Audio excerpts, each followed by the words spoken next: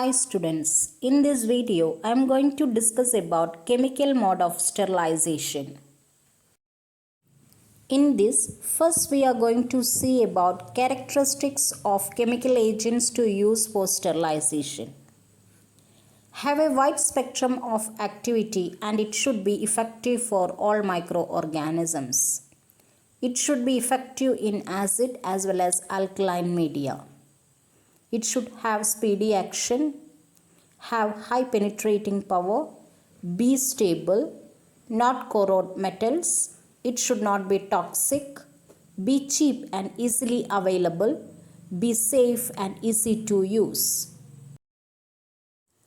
Potency of disinfectant determine concentration of the substance, time of action, pH of the medium, temperature, nature of the microbes. Mode of action mainly protein coagulation, disruption of cell membrane, enzyme inactivation, substrate competition. All these are very important. The main chemical agents which we are using in the laboratories for sterilization are, first one is alcohol. In that, ethanol, isopropyl alcohol and methyl alcohol we are using to sterilize. Ethanol and isopropyl alcohol are skin antiseptics. They can denature the bacterial proteins but no action on spores. Usually 70% ethanol and isopropyl alcohol we can use it in the laboratories. Next we are going to see about methyl alcohol. It is effective against fungal spores.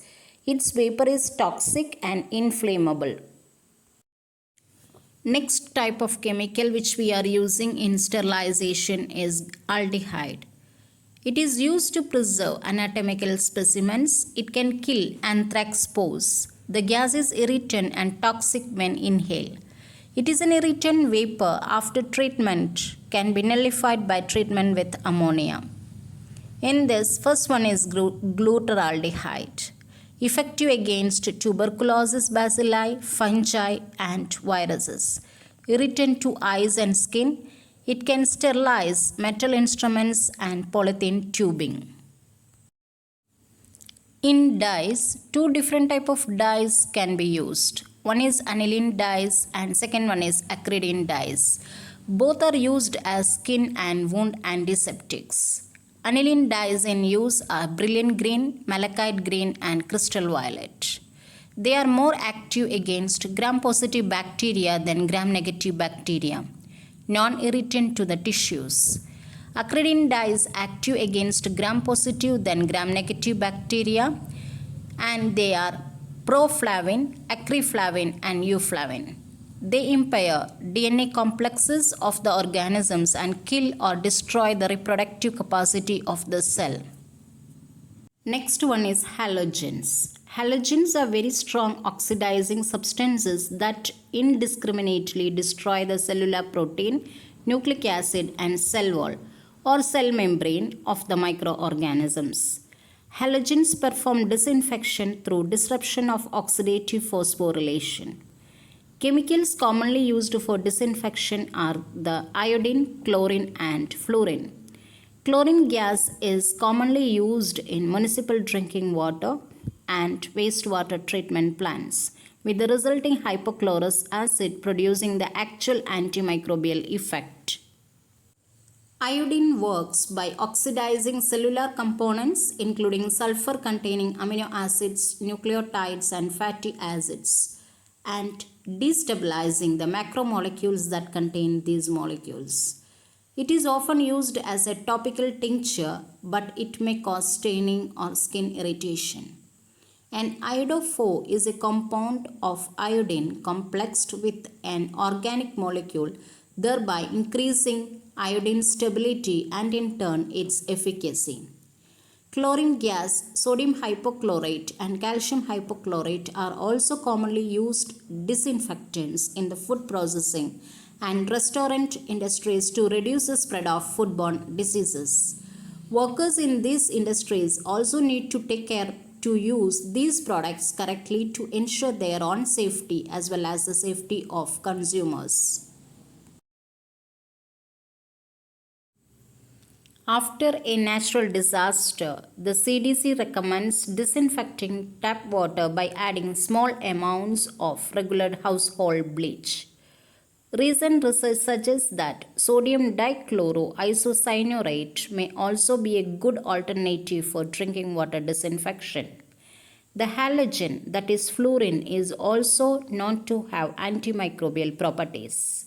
Fluoride is the main active ingredient of toothpaste and is also commonly added to tap water to help communities maintain oral health. Chemically, fluoride can become incorporated into the hydroxyapatite of tooth enamel, making it more resistant to corrosive acids produced by the fermentation of oral microbes. Fluoride also enhances the uptake of calcium and phosphate ions in tooth enamel, promoting remineralization. Phenol is one of the oldest antiseptic agent. It is bacteriostatic at concentration of 0.1% to 1% and is bactericidal or fungicidal at 1% to 2%. A 5% solution kills anthrax spores in 48 hours.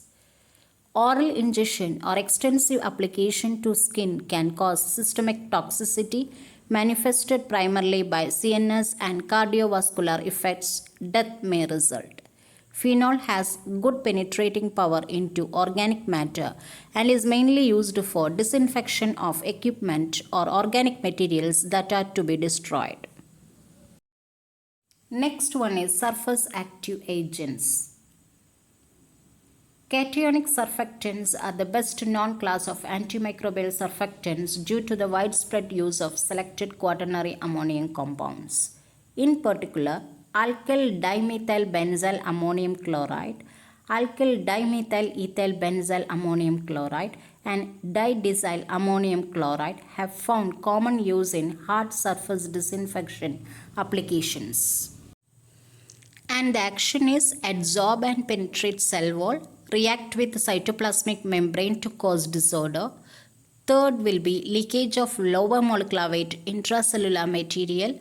Fourth, we can see degradation of proteins and nucleic acids, then cell lysis. Finally, death of the microorganism. Anionic surfactants showed that viruses can be deactivated with linear alkyl benzene sulfonate and sodium lauryl sulfate.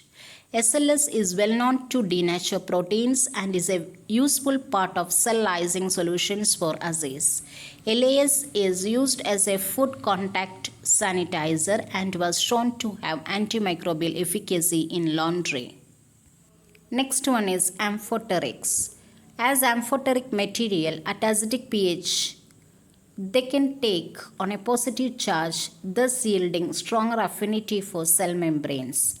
Heterocyclic amine oxides demonstrated antimicrobial activity against bacillus, yeast, and molds. Glycine-based surfactants such as dodizine show efficacy on bacteria and some viruses. Next one is metallic salts. In this, heavy metals only we are going to see. Soluble salts of mercury, silver lactate, mercury chloride and mercurous chloride are efficient bactericidal agents. Silver nitrate and mercury chloride are commonly used in aqueous solutions. Ethylene oxide is the next one. Ethylene oxide sterilizers are used to sterilize heat and moisture sensitive devices that would be damaged by pure steam or liquid chemical sterilization, including most plastic or rubber products.